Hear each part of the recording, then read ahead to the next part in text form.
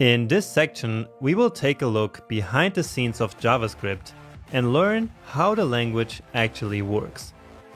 So, throughout this section, we will take your basic knowledge of JavaScript and elevate it to a completely new level, where you will then understand exactly how everything that you learned before actually works under the hood.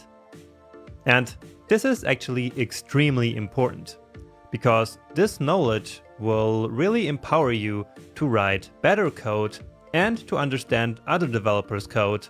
And so, in the end, it will make you a better, more confident, and more successful developer. Now, I'm telling you all this because some people find this kind of theory lectures boring for some reason.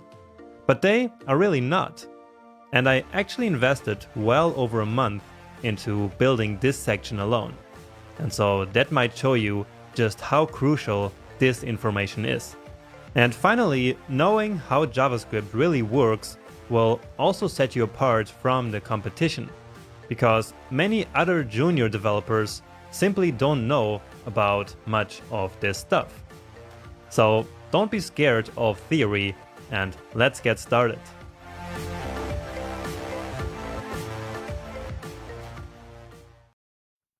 As an introduction to this theory section, I want to start with a very cool and very high-level overview about the JavaScript language, just so you get a first overview of most of the things that we need to learn in order to eventually master JavaScript. And this is going to be a long lecture, so get ready for a crazy ride. And I want to start by coming back to that first definition that I gave you on JavaScript, where I told you that JavaScript is a high-level, object-oriented, multi-paradigm programming language. Now, this is of course 100% correct, but it's also really just the surface, the tip of the iceberg. So what about this definition? JavaScript is a high-level, prototype-based, object-oriented, multi-paradigm, interpreted, or just-in-time compiled, dynamic, single-threaded, garbage-collected programming language with first-class functions and a non-blocking event loop concurrency model. Wait, what? Is this some kind of joke? Well, yeah, it kind of is, actually. I just packed as much information as possible about JavaScript into one unreadable sentence just for fun. But besides fun, this also gives us a great opportunity to unpack all of this in order to get a first peek into all the stuff that we're going to learn about JavaScript throughout the course. And this is not to intimidate you. It's really not. I just want you to get the big picture before really getting started, and also introduce some topics that are just good to know. Because getting the big picture before diving deep is, in my opinion, an amazing learning technique. So with that being said, let's unpack this now a little bit. So these are the 9 JavaScript topics that we're briefly going to talk about in this lecture, slightly reordered. And starting with the high-level part, as you might already know, every program that runs on your computer needs some hardware resources, such as memory and a CPU, to do its work. Now, there are low-level languages, such as C, where you have to manually manage these resources. For example, asking the computer for memory to create a new variable. On the other side, you have high-level languages, such as JavaScript and Python, where we do not have to manage resources at all, because these languages have so-called abstractions that take all of that work away from us. This makes the language easier to learn and to use, but the downside is that programs will never be as fast or as optimized as, for example, C programs. Now, one of the powerful tools that takes memory management away from us developers is garbage collection, which is basically an algorithm inside the JavaScript engine which automatically removes old unused objects from the computer memory in order not to clog it up with unnecessary stuff. So it's a little bit like JavaScript has a cleaning guy who cleans our memory from time to time so that we don't have to do it manually in our code. Next up, JavaScript is an interpreted or just-in-time compiled language. And again, we will learn more about this in this section, but what you need to know for now is that the computer's processor only understands zeros and ones. That's right. Ultimately, every single program needs to be written in zeros and ones, which is also called machine code. And since that's not really practical to write, is it? We simply write human-readable JavaScript code, which is an abstraction over machine code. But this code eventually needs to be translated to machine code, and that step can be either compiling or interpreting. This step is necessary in every single programming language because no one writes machine code manually. In the case of JavaScript, this happens inside the JavaScript engine. Now, one of the things that makes JavaScript so popular is the fact that it's a multi-paradigm language. In programming, a paradigm is an approach and an overall mindset of structuring our code, which will ultimately direct the coding style and technique in a project that uses a certain paradigm. And this definition still sounds kind of abstract, but don't worry, it will become more clear as we move on. Now, three popular paradigms are procedural, object-oriented, and functional programming. So procedural programming is what we've been doing so far, which is basically just organizing the code in a very linear way, and then with some functions in between. Now about object-oriented programming and functional programming, I will talk about them in a second. Also, we can classify paradigms as imperative or as declarative. But again, more on that later.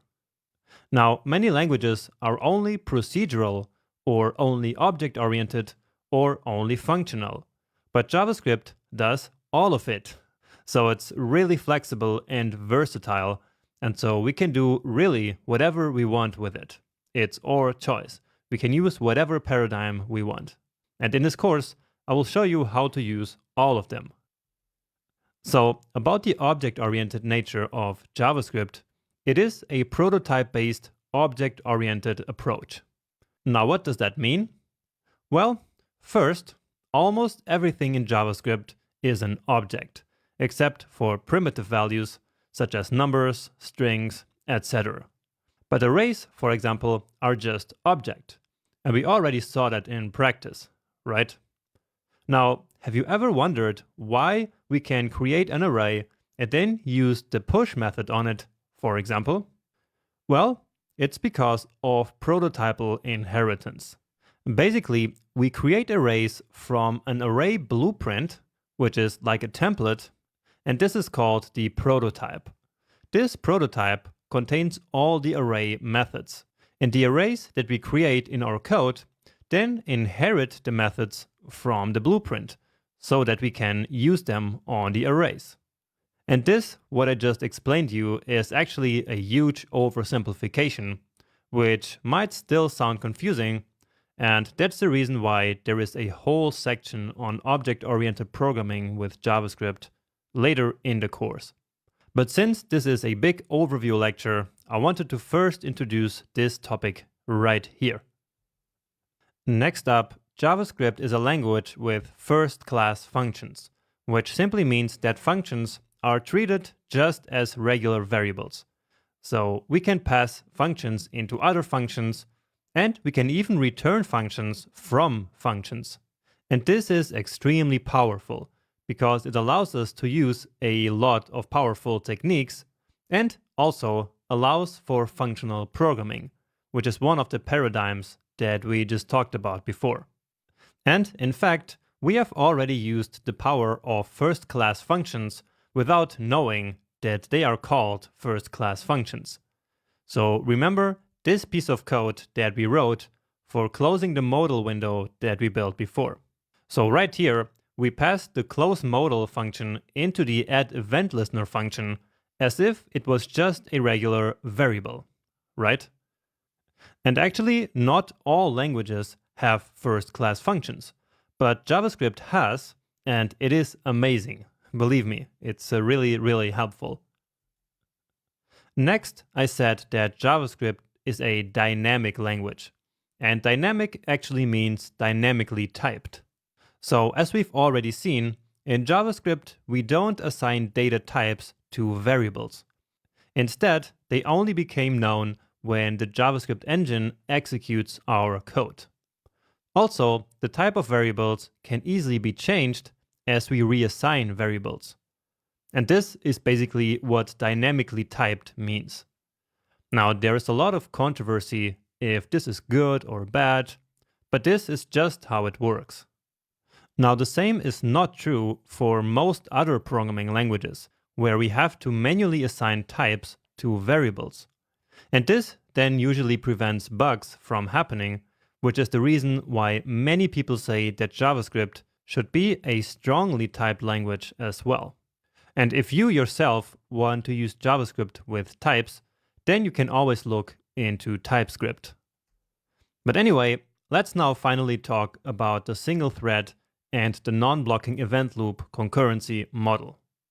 Now, this is a really complex topic, and probably the most complex one of the whole course, which is why it's kind of at the end of the course. And therefore, I'm not going to go into specifics here just yet, but instead I will just define some things here. First, what actually is a concurrency model? Well, it's just a fancy term that means how the JavaScript engine handles multiple tasks happening at the same time.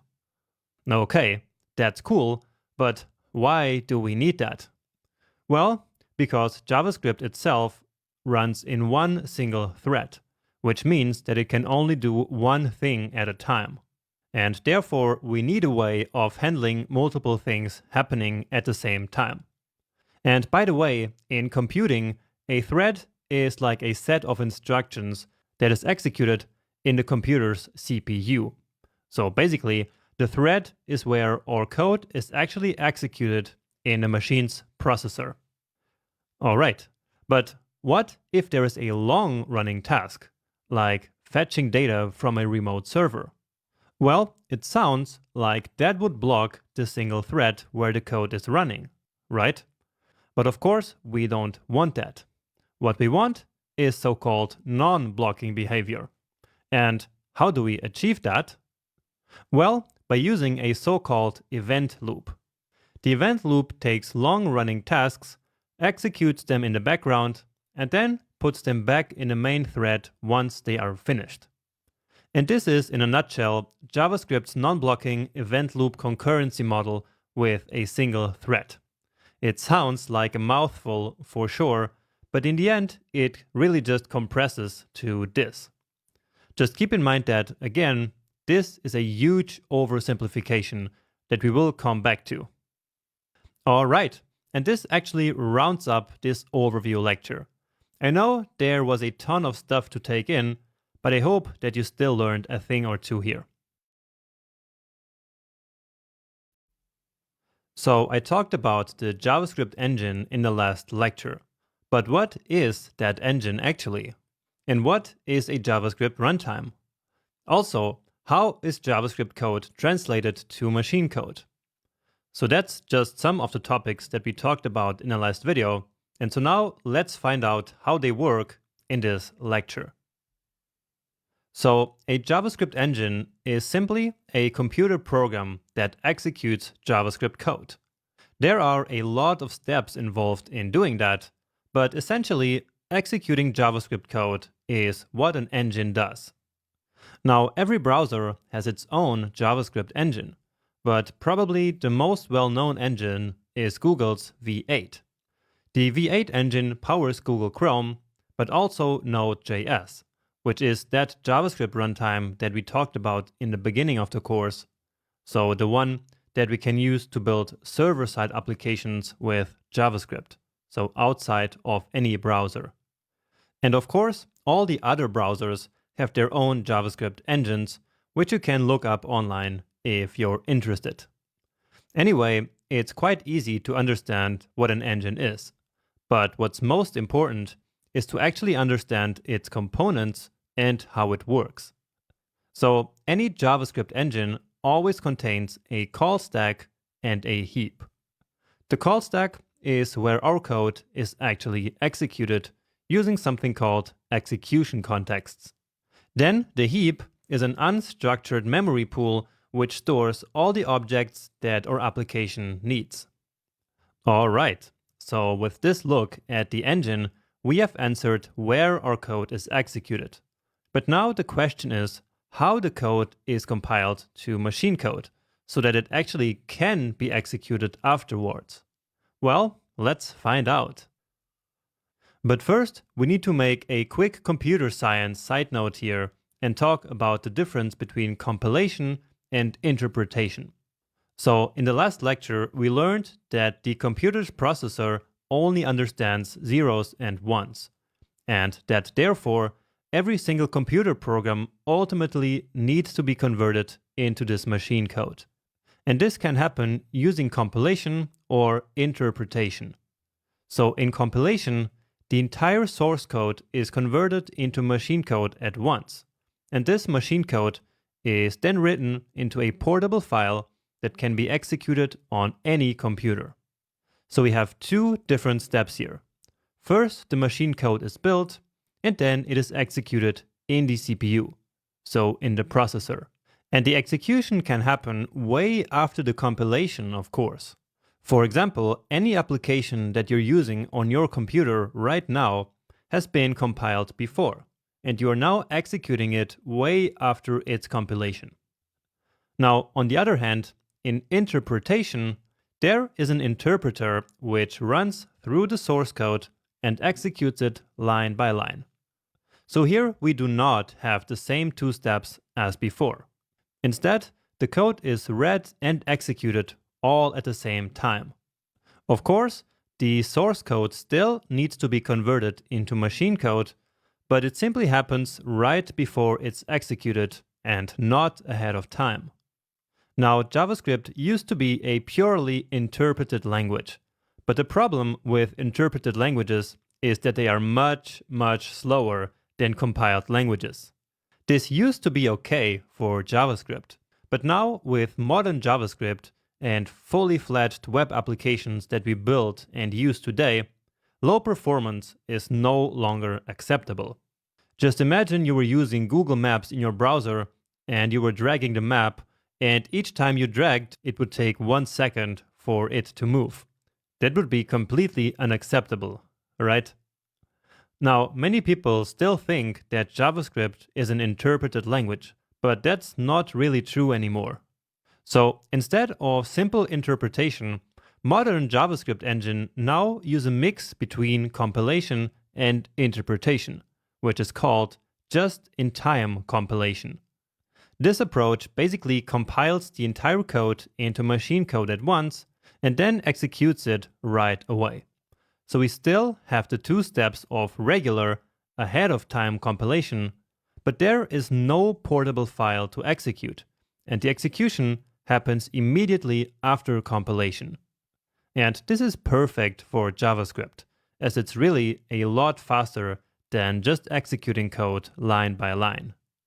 Now, I skimmed over some details here, but this is really all you need to know.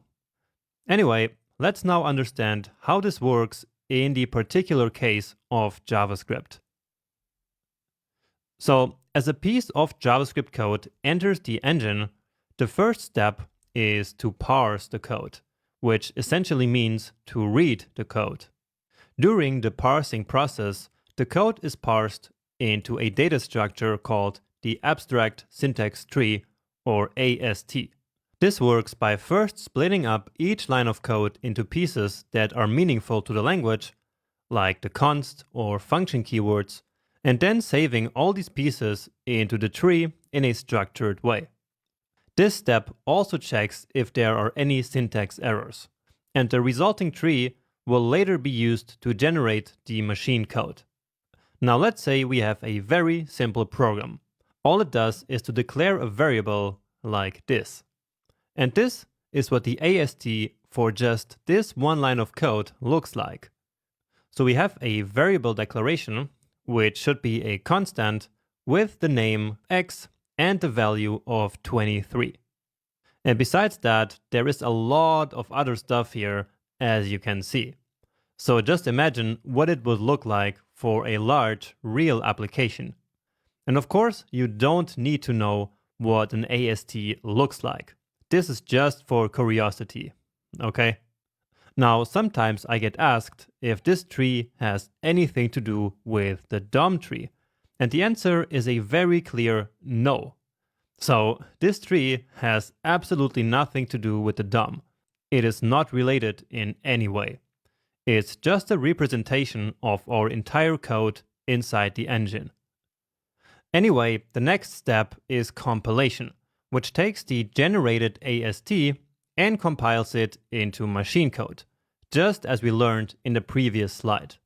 This machine code then gets executed right away, because remember, modern JavaScript engine use just-in-time compilation. And remember, execution happens in the JavaScript engine's call stack. But we will dig deeper into this in the next lecture. Alright, so far so good. We have our code running, so we can finish here, right? Well, not so fast, because modern JavaScript engines actually have some pretty clever optimization strategies. What they do is to create a very unoptimized version of machine code in the beginning, just so that it can start executing as fast as possible. Then, in the background, this code is being optimized and recompiled during the already running program execution. And this can be done multiple times, and after each optimization, the unoptimized code is simply swapped for the new, more optimized code without ever stopping execution, of course. And this process is what makes modern engines, such as V8, so fast. And all this parsing, compilation, and optimization happens in some special threads inside the engine that we cannot access from our code.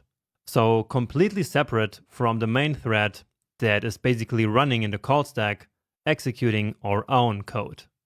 Now, different engines implement this in slightly different ways, but in a nutshell, this is what modern just-in-time compilation looks like for JavaScript. And the next time someone tells you JavaScript is an interpreted language, you just show them this slide so that they can learn how it really works. Alright, so we looked at the JavaScript engine and how it works behind the scenes in quite some detail. Now, to round off this lecture, let's also take a look at what a JavaScript runtime is, and in particular, the most common one, which is the browser. And by doing this, we can get the bigger picture of how all the pieces fit together when we use JavaScript. And so this is a really important slide. So, we can imagine a JavaScript runtime as a big box or a big container which includes all the things that we need in order to use JavaScript, in this case, in the browser. And the heart of any JavaScript runtime is always a JavaScript engine. So exactly the one we've been talking about. That's why it makes sense to talk about engines and runtimes together. Without an engine, there is no runtime, and there is no JavaScript at all. However, the engine alone is not enough. In order to work properly, we also need access to the web APIs. And we talked about web APIs before, remember? So that's everything related to the DOM, or timers, or even the console.log that we use all the time. So essentially, web APIs are functionalities provided to the engine, but which are actually not part of the JavaScript language itself. JavaScript simply gets access to these APIs through the global window object. But it still makes sense that the web APIs are also part of the runtime. Because, again, a runtime is just like a box that contains all the JavaScript-related stuff that we need. Next, a typical JavaScript runtime also includes a so-called callback queue. This is a data structure that contains all the callback functions that are ready to be executed. For example, we attach event handler functions to DOM elements, like a button, to react to certain events, right? And these event handler functions are also called callback functions, okay? So as the event happens, for example, a click, the callback function will be called. And here is how that actually works behind the scenes. So the first thing that actually happens after the event is that the callback function is put into the callback queue. Then, when the call stack is empty, the callback function is passed to the stack so that it can be executed. And this happens by something called the event loop. So basically, the event loop takes callback functions from the callback queue and puts them in the call stack so that they can be executed. And remember how I said in the last lecture that the event loop is how JavaScript's non-blocking concurrency model is implemented? Well, here is an overview of how that works. Now, we will go over why this makes JavaScript non-blocking in a special lecture about the event loop later in the course, because this is really a fundamental piece of JavaScript development that every developer needs to understand deeply. All right, so as I already said, the focus in this course is on JavaScript in the browser, and that's why we analyzed the browser JavaScript runtime. However, it's also important to remember that JavaScript can exist outside of browsers, for example in Node.js. And so here is what the Node.js JavaScript runtime looks like. It's pretty similar, but since we don't have a browser, of course we can't have the web APIs, because it's the browser who provides these. Instead, we have multiple C++ bindings and a so-called thread pool. Now, details don't matter here at all. I just want you to know that different JavaScript runtimes do exist. All right, cool. That's all I had to tell you about JavaScript engines and runtimes. In the next lecture, we will learn how JavaScript is executed in the call stack. In this lecture, let's answer the question, how is JavaScript code executed? We already know that it happens in a call stack in the engine, but let's dig a bit deeper now. And let's start by supposing that our code was just finished compiling, just in a way that we learned in the last lecture. So the code is now ready to be executed. What happens then is that a so-called global execution context is created for the top-level code. And top-level code is basically code that is not inside any function. So again, in the beginning, only the code that is outside of functions will be executed. And this makes sense, right? Functions should only be executed when they are called. And actually, we saw this happening already in our pick game project. So there we had an init function which initialized our entire project, but in order to actually initialize the game the first time that the page loaded, we needed to call that function immediately in our top-level code. And so that's what I mean here. But anyway, we can also see what top-level code is in this example here. So this name variable declaration is clearly top-level code, right? And therefore, it will be executed in the global execution context. Next, we have two functions, one expression and one declaration. So these will also be declared so that they can be called later. But the code inside the functions will only be executed when the functions are called. Okay, so we know that a global execution context is created for top-level code. But now, what exactly is an execution context? Well, an execution context is an abstract concept, but I define it basically as an environment in which a piece of JavaScript is executed. It's like a box that stores all the necessary information for some code to be executed, such as local variables or arguments passed into a function. So JavaScript code always runs inside an execution context. And to make this a bit more intuitive, let's imagine you order a pizza at a takeaway. So usually that pizza comes in a box, right? And it might also come with some other stuff that is necessary for you to eat the pizza, such as cutlery or a receipt, so that you can actually pay for the pizza before eating it. So in this analogy, the pizza is the JavaScript code to be executed, and the box is of course the execution context for our pizza. And that's because eating the pizza happens inside the box, which is then the environment for eating pizza. The box also contains cutlery and the receipt, which are necessary to eat the pizza, or in other words, to execute the code. Okay? I hope that made sense and made the concept of execution context a little bit more clear. Now, in any JavaScript project, no matter how large it is, there is only ever one global execution context. It's always there as the default context, and it's where top-level code will execute. And speaking of execute, now that we have an environment where the top-level code can be executed, it finally is executed. And there is not a lot to say about the execution itself. It's just the computer's CPU processing the machine code that it received.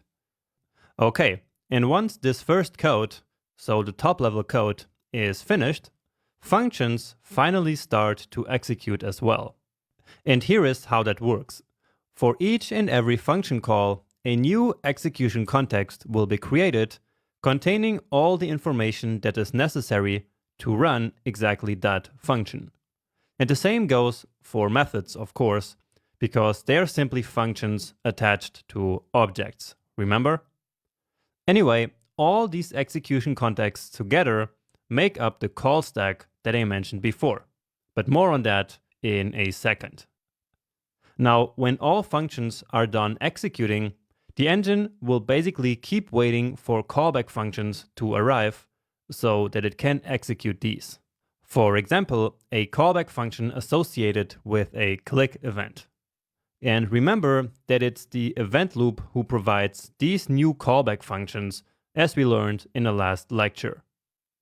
Alright, so we know now what an execution context is, but don't really know what it's made of, so what's inside of it.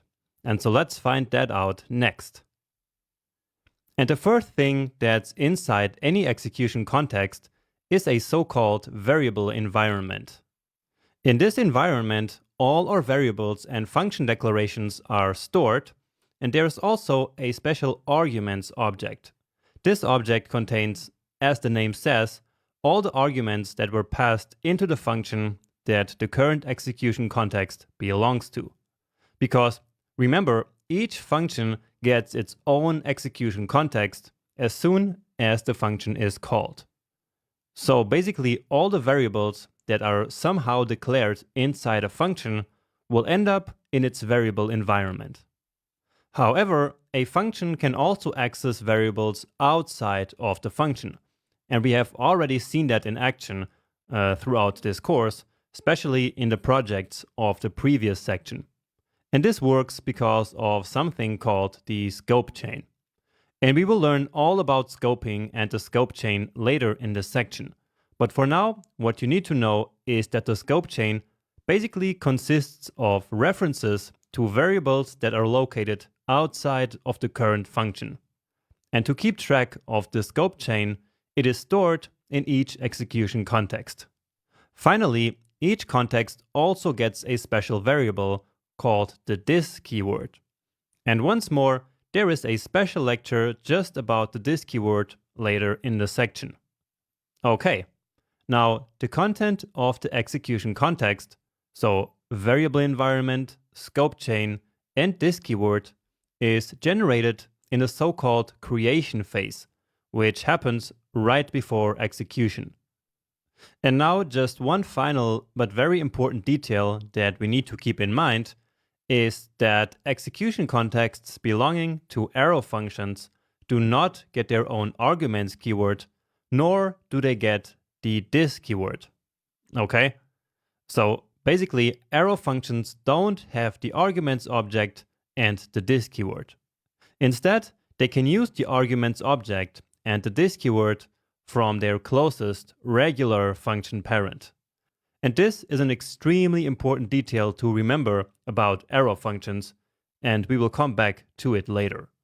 So these are the things that are necessary to run each function, as well as the code in the top level.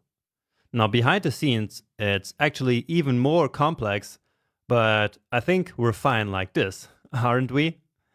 And now let's actually try to simulate the creation phase for this code example here. So, as you hopefully know by now, we will get one global execution context and one for each function. So one for the first function and one for the second function. In the global context, we have the name variable declaration, the first and second function declarations, as well as the x variable declaration. For the functions, the variable environment will literally contain all the code of a particular function. Now, the value of x is marked as unknown here because this value is the result of the first function that we didn't run yet. But we will simulate this in the next slide. Now, technically, none of these values actually become known during the creation phase, but only in the execution phase. So this is not 100% accurate here, but it's just to illustrate how these execution contexts work. Okay, so just keep that in mind. Anyway, now in the first function, we have the a variable set to 1 and the b variable, which once again requires a function call in order to become known. Finally, the variable environment of the second function contains the c variable set to 2, and since this is a regular function, so not an arrow function, it also has the arguments object. And this object is an array which contains all the arguments that were passed into the function when it was called. In this case, as you can see, that's 7 and 9. Quite simple, right? Well, it's simple because this is an extremely small amount of code. But now imagine there are hundreds of execution contexts for hundreds of functions. How will the engine keep track of the order in which functions were called? And how will it know where it currently is in the execution? Well, that's where the call stack finally comes in. And remember that the call stack, together with the memory heap, makes up the JavaScript engine itself. But what actually is the call stack? Well, it's basically a place where execution contexts get stacked on top of each other in order to keep track of where we are in the program's execution. So the execution context that is on top of the stack is the one that is currently running. And when it's finished running, it will be removed from the stack and execution will go back to the previous execution context. And using the analogy from before, it is as if you bought pizzas with some friends. Each friend has a pizza box, and then you put the boxes on top of each other, forming a stack, in order to keep track which pizza belongs to each friend. Now, all this sounds a bit abstract, doesn't it? And so to demonstrate how the call stack works, let's walk through this code example together so that I can show you exactly what happens. So, once the code is compiled, top-level code will start execution. And then, as we learned in the beginning of the lecture, a global execution context will be created for the top-level code, right? So this is where all the code outside of any function will be executed. And what happens with this execution context? That's right, it will be put in the call stack. And since this context is now at the top of the stack, it is the one where the code is currently being executed. So let's continue now with this execution. So here, there is a simple variable declaration, and then the first and the second functions are declared. So nothing fancy, but that's just how normal top-level code gets executed. But then, in the last line, is where things start to get interesting. Here we declare the x variable with the value that is going to be returned from calling the first function. And so, let's actually call that function. Now, what happens immediately when a function is called? Well, it gets its own execution context, so that it can run the code that's inside its body. Perfect. And what happens to the context? Well, again, it is put in the call stack on top of the current context, and so it's now the new current execution context. Great, so let's continue. So we have yet another simple variable declaration here, and this variable will of course be defined in the variable environment of the current execution context, and not in the global context, right? Then, right in the next line, we have another function call. So let's call that function and move there.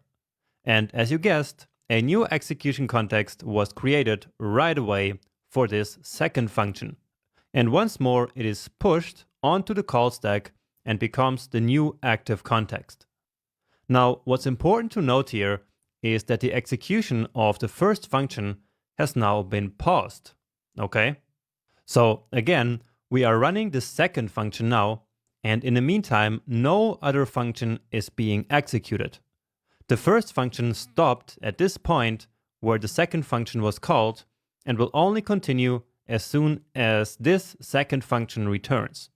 And it has to work this way because, remember, JavaScript has only one thread of execution, and so it can only do one thing at a time. Okay? Never forget that. Now, moving to the next line, we have a return statement, meaning that the function will finish its execution. So, what does that mean for the call stack? Well, it basically means that the function's execution context will be popped off the stack and disappear from the computer's memory. At least that's what you need to know for now, because actually the popped off execution context might keep living in memory, but more about that later in the course. Anyway, what happens next is that the previous execution context will now be back to being the active execution context again. And so let's also go back to where we were before in the code. And I hope that by now you start to see how the call stack really keeps track of the order of execution here. Without the call stack, how would the engine know which function was being executed before? It wouldn't know where to go back to, right? And that's the beauty of the call stack.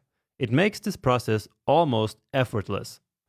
So I like to use the analogy of the call stack being like a map for the JavaScript engine, because the call stack ensures that the order of execution never gets lost, just like a map does, at least if you use it correctly.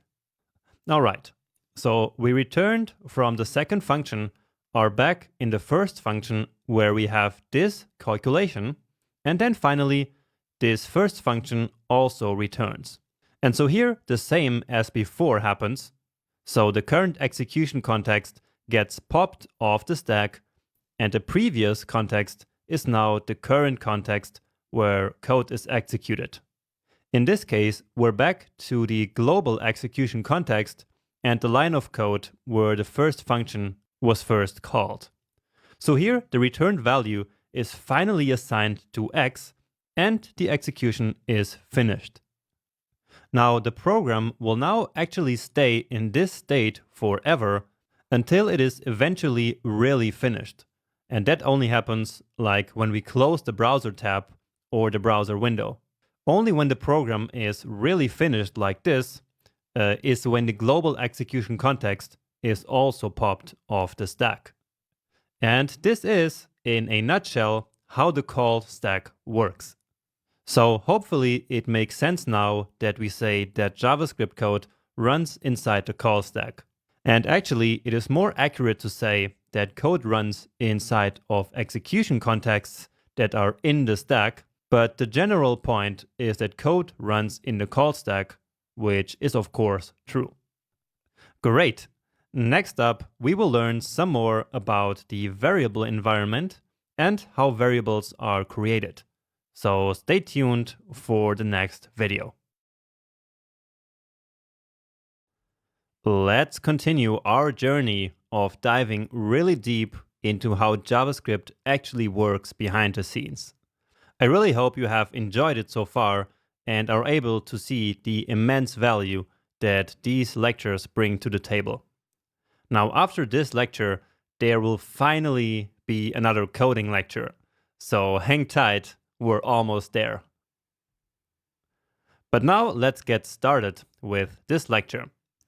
So we learned in the last lecture that each execution context has a variable environment, a scope chain, and a this keyword. So in this lecture, let's learn what scope and the scope chain are, why they are so important, and how they work. And let's start by understanding what scoping actually means and learn about some related concepts as well. So scoping controls how our program's variables are organized and accessed by the JavaScript engine. So basically, scoping asks the question, where do variables live? Or where can we access a certain variable and where not? Now, in JavaScript, we have something called lexical scoping. And lexical scoping means that the way variables are organized and accessed is entirely controlled by the placement of functions and of blocks in the program's code. For example, a function that is written inside another function has access to the variables of the parent function. Okay? So again, variable scoping is influenced by where exactly we write our functions and code blocks. Okay, and now about scope itself. Scope is the space or environment in which a certain variable is declared. Simple as that. And in the case of functions, that's essentially the variable environment which is stored in the function's execution context. So if now you're asking yourself, what's the difference between scope and variable environment? Then the answer is that for the case of functions, it's basically the same. Now in JavaScript, we have the global scope, function scope, and block scope. And we will talk about these in a second. But first, let's also define what the scope of a variable is. So the scope of a variable is basically the entire region of our code where a certain variable can be accessed. Now, some people use the word scope for all of this, but I like to define all these concepts that we have here in a clear way because there are actually subtle differences. For example, if you take a close look at it, scope is not the same as scope of a variable, and so you should know about these subtle differences, right?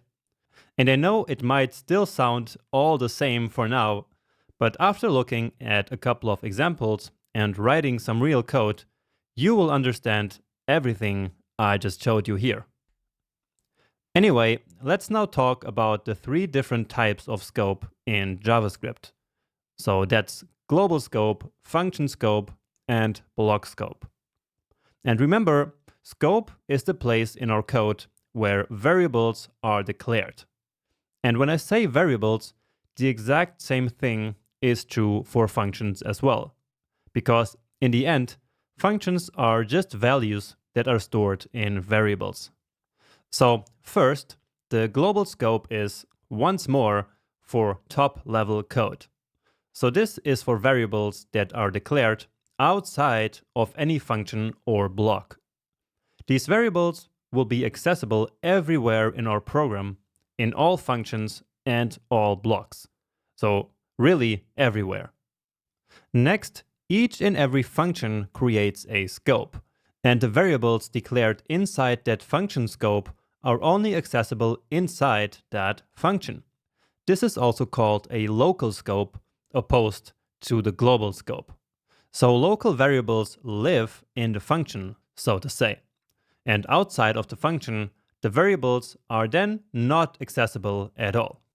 Again, this is technically the same as the function's variable environment, but we still need to give it the name of scope in this context, because blocks also create scopes. Anyway, in this example here, the now variable is 2037 inside the calc_h function, and therefore we can use it in the function to do calculations. But outside of the function, as we try to log it to the console, we get a reference error. So JavaScript is trying to find the now variable in this global scope, so outside of the function, but it cannot find it. And so there is going to be an error.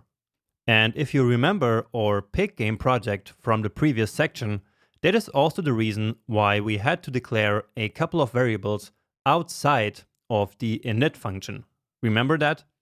So we had some variables declared in the init function, and then that gave us an error because other functions were trying to access these variables. But of course, they were in the function scope, and so they were locally scoped, and so we couldn't access them outside of that function where they were declared. And here, it actually does not matter what kind of function we're using. So function declarations, function expressions, and arrow functions all create their own scope. Now, traditionally, only functions used to create scopes in JavaScript. But starting in ES6, blocks also create scopes now. And with blocks, we mean everything that is between curly braces, such as the block of an if statement or a for loop. So just like with functions, variables declared inside a block are only accessible inside that block and not outside of it. Now, the big difference is that block scopes only apply to variables declared with let or const. Okay? So, again, only let and const variables are restricted to the block in which they were created. That's why we say that let and const variables are block scoped. So if I declared a variable using var in this block, then that variable would actually still be accessible outside of the block and would be scoped to the current function or to the global scope. And so we say that var is function scoped. So in ES5 and before, we only had global scope and function scope. And that's why ES5 variables declared with var only care about functions, but not about blocks. They simply ignore them. Finally, also starting in ES6, all functions are now also block scoped, at least in strict mode, which you should always be using anyway.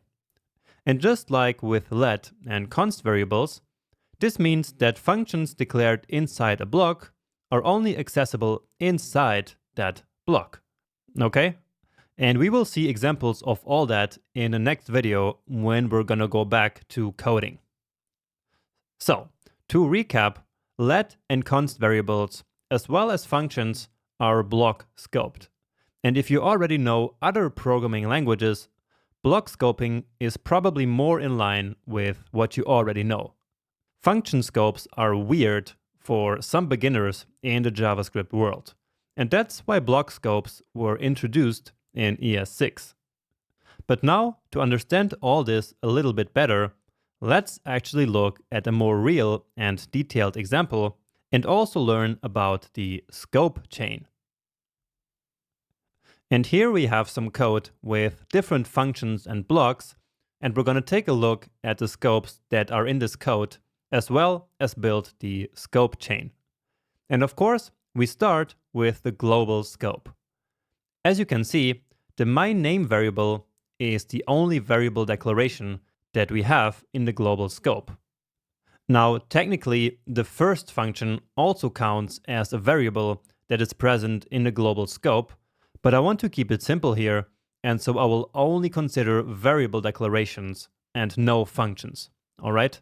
Just keep in mind that whatever I'm explaining here for variables also works the same for functions. Anyway, inside the global scope, we have a scope for the first function, because each function creates its own scope, remember? And what's in this scope? Well, it's the h variable that's declared right at the top of the function. Next, inside the first scope, let's now consider the second function, which will also create its own scope containing the job variable set to teacher. So as you see, we have a nested structure of scopes with one scope inside the other. But now comes the actually interesting part, because here in the second function, we have this line of code where we need the myName variable and the age variable, which were both not declared inside the current scope. But we really need these variables here, because otherwise we can't create this string here, right? So how can this be fixed? How will the JavaScript engine know the values of these variables? Well, the secret is that every scope always has access to all the variables from all its outer scopes. So from all its parent scopes. In our example, this means that the second scope can access the h variable from the scope of the first function. Of course, this also means that the first scope can access variables that are in the global scope, because that is the parent scope. As a consequence of this, the second scope will then also be able to access the myName variable from the global scope, because it has access to the variables from the first scope. And by the way, all this also applies to function arguments, but in this example, we just don't have any. And this is essentially how the scope chain works.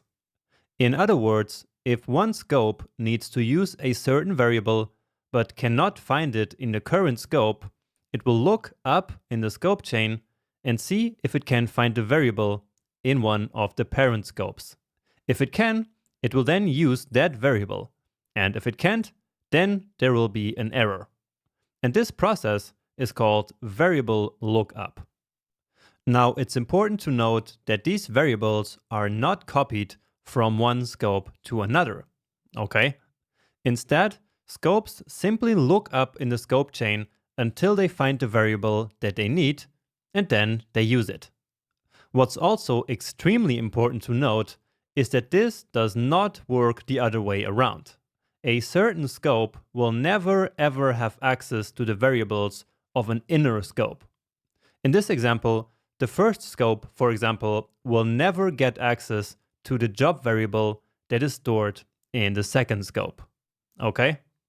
So again, one scope can only look up in a scope chain, but it cannot look down, basically. So only parent scope can be used, but no child scopes.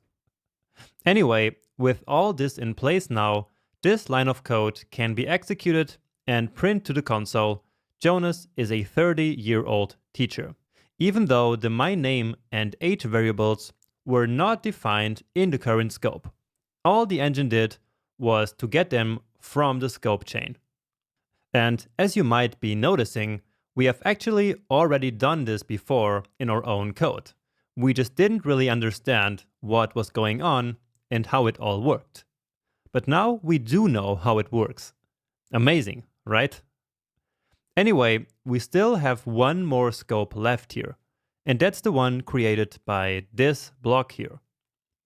Remember that starting with ES6, not only functions create scopes, but also blocks.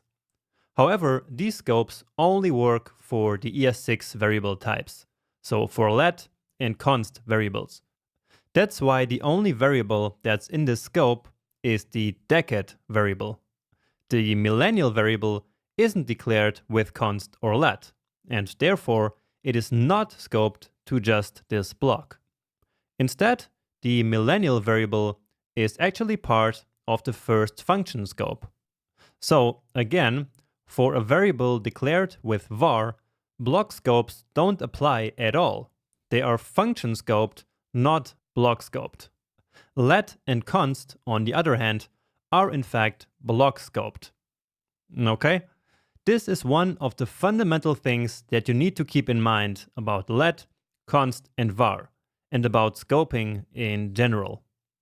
So if you're taking notes, and I hope you are taking lots of notes, then this must definitely be in there.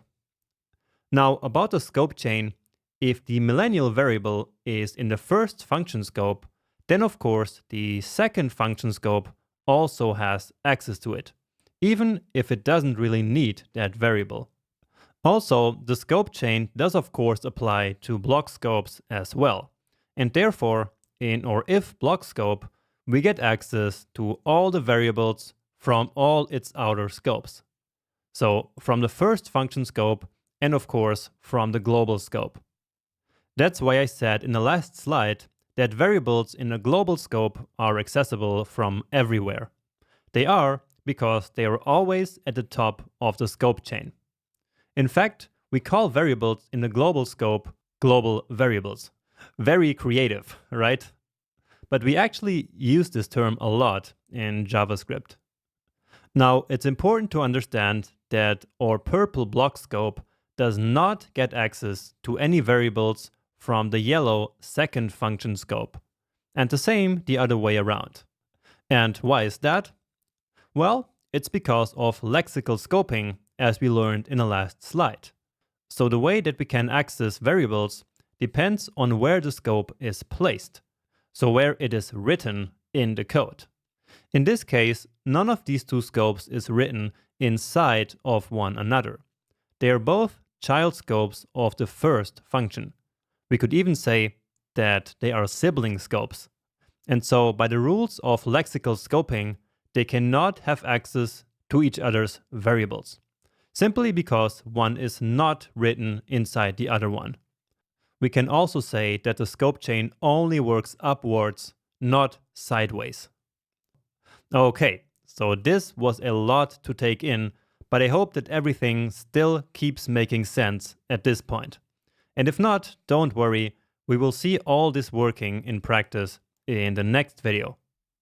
But for now though, there is one more thing that we need to talk about, which is the difference between the scope chain and the call stack. I get a lot of questions about this all the time, and so I decided to talk about how the call stack, execution context, variable environments, and scope are all related to one another. So before we move on to the next video. And once more, let's look at some more code here.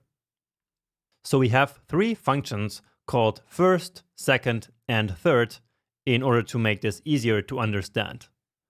We start by calling the first function, which then calls the second function, which in turn calls the third function. So from what we learned before, the call stack for this example will look like this, right? One execution context for each function in the exact order in which they were called. I also included the variable environment of each execution context. For now, all this has nothing to do with scopes or the scope chain, all right? All I'm doing is creating one execution context for each function call and filling it with the variables of that function. And you can pause the video here for a moment to understand the content of each variable environment. Okay, and now that you did that, and we have all these variable environments in place, we can actually start building the scope chain. As always, we're going to start with the global scope. And the variables available in the global scope are exactly the ones stored in the variable environment of the global execution context. And given everything we've learned so far, that makes sense, right?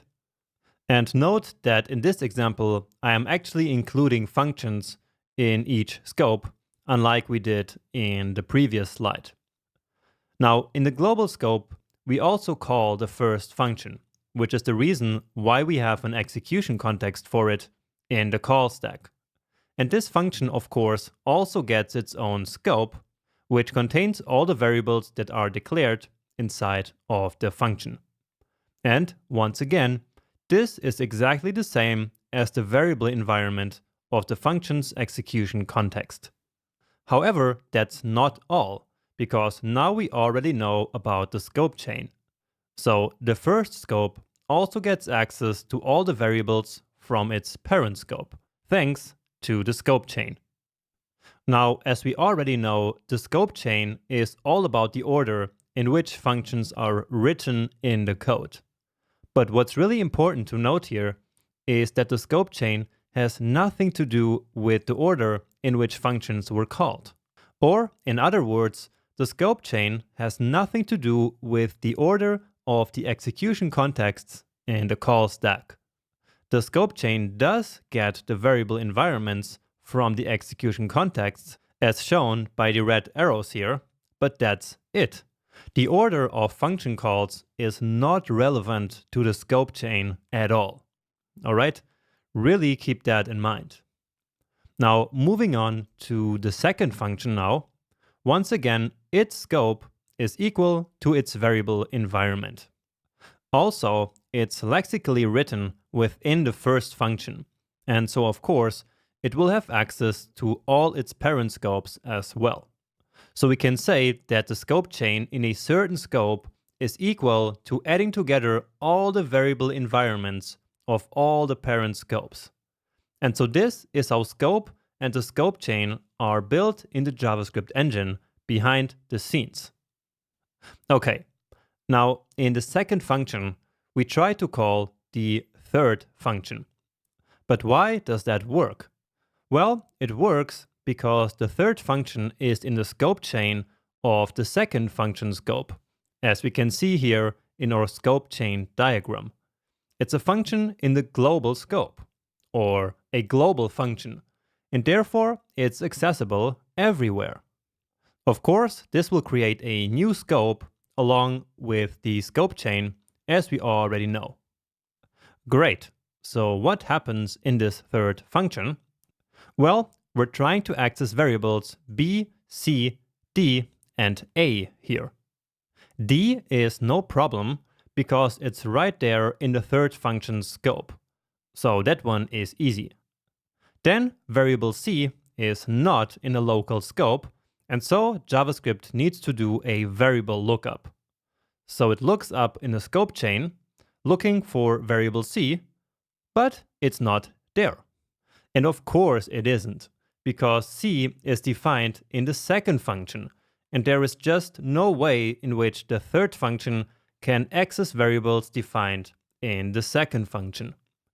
And that is true even though it was the second function who called the third. And so here is even more proof that the order in which functions are called does not affect the scope chain at all. And so here, as a result, we get the reference error because both C and B cannot be found in the third scope nor in the scope chain. Okay, and with this, I hope I made it crystal clear that execution contexts, variable environments, the call stack, scope, and the scope chain are all different, but still very related concepts. And if it's not yet crystal clear, then it's no problem to maybe rewatch this slide or maybe even this entire lecture a little bit later. And I know that this was quite a long lecture with a ton of stuff to take in, and so here is a handy summary with the main takeaways from this video. So to start, scoping asks the question, where do variables live? Or where can we access a certain variable and where not? That's what scoping is all about. Now, there are three types of scope in JavaScript: the global scope, scopes defined by functions, and scopes defined by blocks, starting in ES6. However, only let and const variables are block scoped. Variables declared with var automatically end up in the closest function scope. Next, in JavaScript, we have lexical scoping, which means that the rules of where we can access variables are based on where in the code functions and blocks are written. And now let the magic begin, because every scope always has access to all the variables from all its outer scopes. And this is what we call the scope chain. When a certain variable is not in the current scope, the engine looks up in the scope chain until it finds the variable that it's looking for. And this process is called variable lookup. It's important to note that the scope chain is a one-way street. So a scope will never ever have access to the variables of an inner scope, only of outer scopes. We can also think of the scope chain in a certain scope as being equal to adding together all the variable environments of all the parent scopes. And finally, we need to keep in mind that the scope chain has nothing to do with the order in which functions were called. So the order of function calls does not affect the scope chain at all. Okay, and now that's actually it. This is, in a nutshell, scoping in JavaScript. See you in the next video. Now it's time to see scoping in action in a semi-complex example to make sure that you really get this super important concept.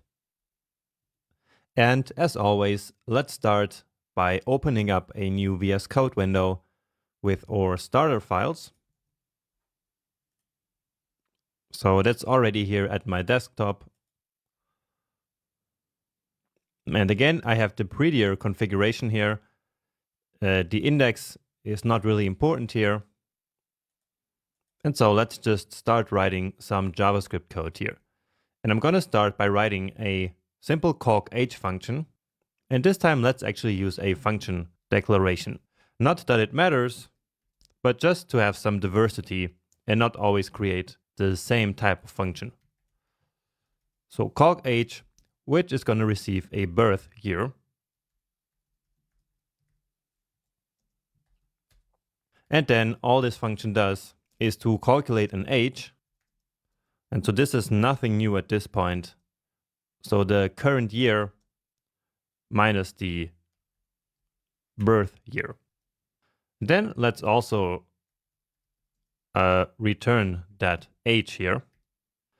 And so this calc_h function here is, as we learned in the last lecture, defined in a global scope. And that's because it is here in the top level code, right? Also, this function here creates its own scope, and that scope is going to be equivalent to the variable environment of its execution context. So that's all the stuff we learned over the past couple of lectures. And now let's create a global variable here. So I'm going to call that one first name. And now let's actually call the function. So calc_h with 1991. And then here inside of this calc_h function, I will log first name to the console. So first name. Now, as you see, this first name variable is not actually in this scope of the calc_h function. However, it is a global variable that we defined out here. And so therefore, through the scope chain, it's going to be made available also inside of this scope. So inside of this function, right? So let's just execute this code here just to see that it actually works. And then we're going to explain a little bit more. So live server. And so here we go. Let's open up the console.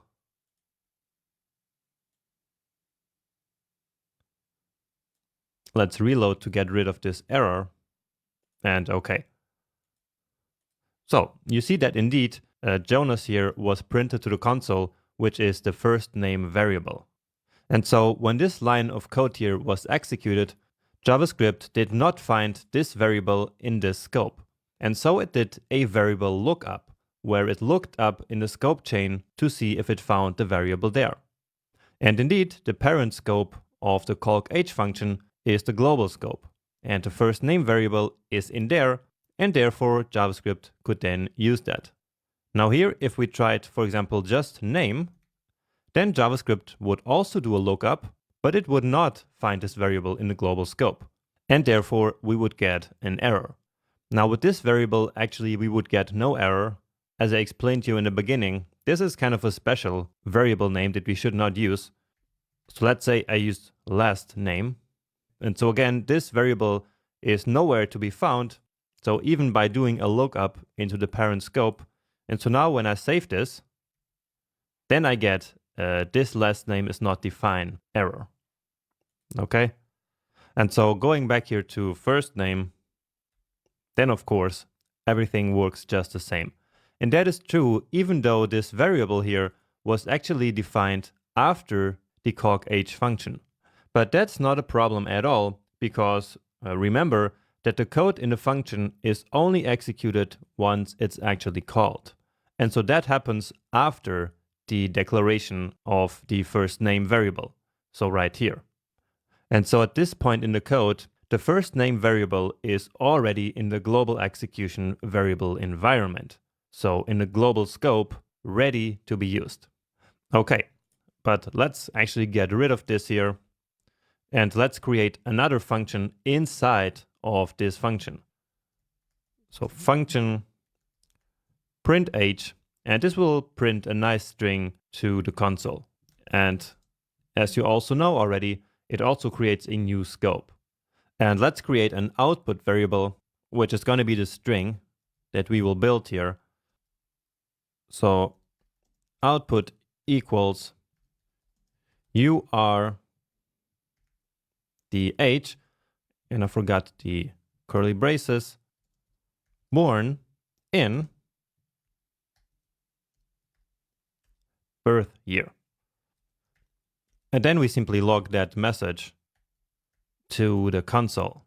And now to actually see this result here, we need to, of course, call the function. So let's do that right here. So print_h. And now we get this string with all the data that we actually computed, and it works just fine. So we get the age that was calculated here, and also the birth year that was passed into this function. And so here again, we see the magic of the scope chain in action. So once again, the engine, as it is executing this print_h function, is trying to access or is trying to find the age variable in the current scope. However, it cannot find it there, and so therefore it goes to the parent scope, where it will then find this age variable, of course, that we created here. And the same is true for the birth year variable, because for scoping, the parameter of a function works just like normal variables. And also remember that we say that the scope of a variable is the entire region of the code in which the variable is accessible. So for example, the scope of the age variable is all of this area here. So everywhere here, the age variable is accessible. So of course in the calc_h function where it was defined, and then also in all the child scopes, so all the inner scopes, okay? But of course, age is not accessible outside of the calc_h scope. So let me demonstrate that here. So here we will not be able to access the age variable. And that is because, as I mentioned, the scope chain is a one-way street. So only an inner scope can have access to the variables of its outer scope, but not the other way around. So now here we are in the outer scope, and we cannot have access to the variables of a child scope, which the scope of the calc_h function here surely is. Okay, and the same goes for functions again, and so we cannot call the print_h function out here for the same reason. So let's comment out this one. And so now we get print_h is not defined. Okay, so here in the global scope, we do not have access to any variables defined in any other scope. All right. And here let's actually take it to the next level and also include the name of the person. So let's say first name, and let's try this now. And indeed, it does have access to the first name variable. And so here the engine is doing an even bigger or longer variable lookup. So right now we are of course in the print_h scope here. And so then JavaScript cannot find the variable in the current scope. So it looks up in the scope chain, which is then the next step, the calc h function. However, it can also not find first name in this scope, and therefore it goes up even further into the global scope. And there it is. And so this is the value that is going to be used. Okay, so I hope all of this made sense until this point. Let's now go further and also create a block scope right here in this print h function. So let's do an if statement here. And we will check if the person based on the birth year is a millennial. And so that is if you were born between 1981 and 1996, then you're a millennial. And so let's check for that. So birth year needs to be at least 1981 and below 1996. And so here we are creating a block, and therefore this will be a new block scope. And so let's now define a variable here using const. And I'm going to call it string. And let's say, so first we get this string here to the console, and then we can also say, so if the person is a millennial, we will say, oh, and you're a millennial. And then again, the first name. And so now we are adding even one more step here to the scope chain, because now the lookup for first name is even longer. But it still will work. So let me log that to the console. And so in this case, I am clearly a millennial. Okay. And again, Jonas here is still found all the way here from the outer scope. But now, what do you think will happen as we try to log this variable outside of this block scope? So basically do the same, but outside of the block. So indeed, we get an error that str is not defined. And again, that's because const and let variables are block scoped.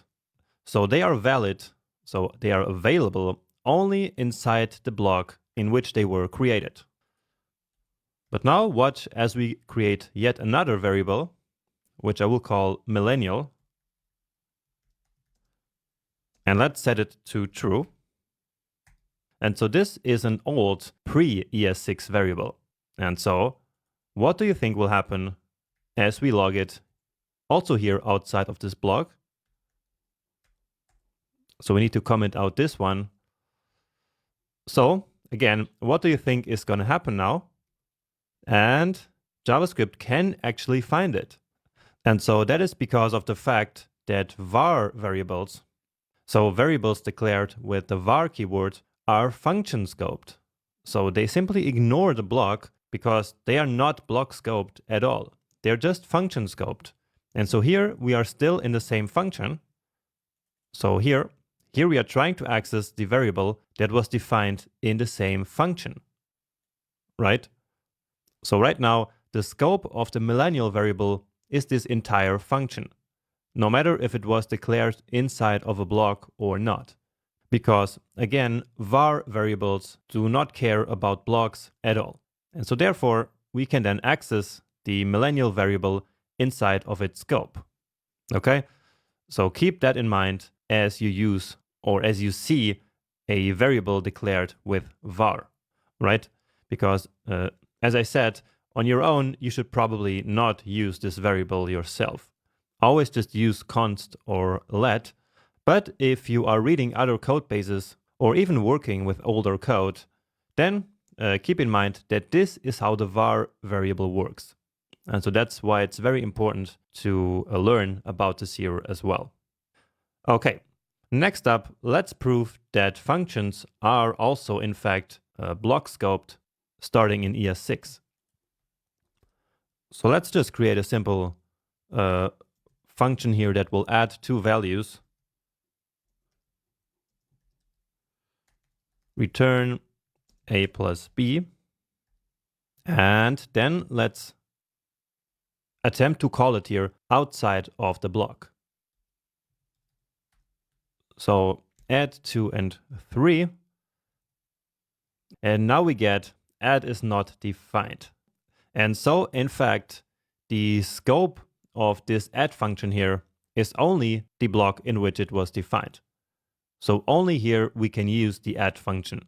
And so that proves that functions are now in fact block scoped. But remember that that is only true for strict mode. And so that's the mode that we're actually currently in. But if I turn this off, you should see now actually add being called. So let's log the result of that to the console. And so we should now see 5. And indeed, now it works. All right, but we should always use strict mode. And so now we should get that error back. And so let's also comment this out. And so you can keep this here as a reference. Okay, and now to finish, let's do some experiments here. So what do you think is going to happen if we declare a variable in this scope here? So in this new block scope that already exists in a parent scope. So for example, let's say here, const first name equals Stephen. So what do you think this string here will look like now? So do you think that here it will say Jonas or Stephen? Well, let's try. And in fact, it now says Stephen. And that happens because, as always, JavaScript tries to look for the variable name in the current scope. And right now, it actually is in the current scope. So first name is indeed in this same block, so in this same scope. And so therefore, JavaScript will then use that variable and not perform any variable lookup in the scope chain. So the scope chain isn't necessary at all if the variable that we're looking for is already in the current scope. And so that's exactly the case right here. But of course, then outside of this block, the first name variable is still going to be the one coming from the scope chain. So that's why here you still see Jonas. So right here in the print h function, which is another scope, so it's the parent scope of this scope, right? And so here, first name is still Jonas, because it is not in the current scope of this function, and therefore JavaScript will make a variable lookup in the scope chain until it can find first name, which is still Jonas, coming from down here. So here we created a new variable with the same name of another variable that we had already created in a parent scope. So we have two first name variables right now, but that is not a problem at all, because in fact they are completely different variables. They simply happen to have the same name, but that's not a problem at all, because they are defined in different scopes. And so you can have repeated variable names. That's absolutely no problem. And that's also the reason why you can have different functions with the same parameter names. Because again, each parameter is only defined in that scope of that function. And therefore, it's not a problem at all to have many functions with the exact same parameter names, in the same way that it's not a problem to have functions with the same variable names inside of them. But now watch what happens when we redefine a variable from a parent scope inside of an inner scope. So not creating a new variable, but simply reassigning the value of a variable. So let's do that here. And let's now say output equals new output. And here we then have to change the output to a let. But let's just analyze what we did here. So we are in the print h scope. So that's all of this here. And in here we have the output variable. Then we have a inner scope, so like a child scope here, which then redefines this output variable from the outer scope. And so if we then try to access that output here again, what do you think is gonna happen? Well, we get new output here.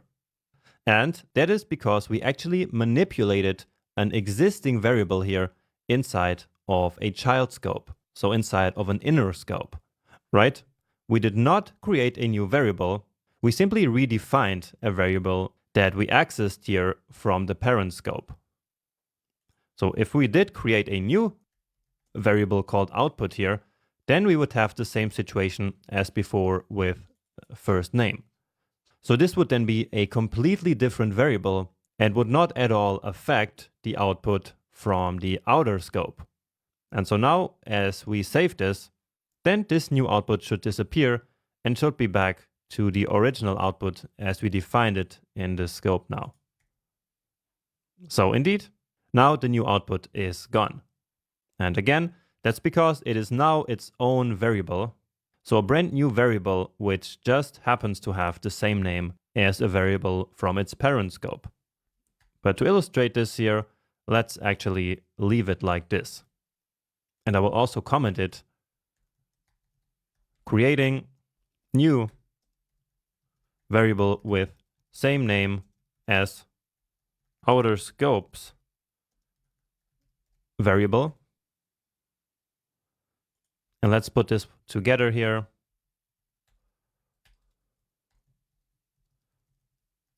Reassigning outer scopes variable. So again, two completely different things, but I think this is a very nice example to once again illustrate how the scope chain works. And with this, I hope that you now completely understand how scoping works in JavaScript. Also, just keep in mind that real code should probably not be this confusing, but this was just to show you how scoping works.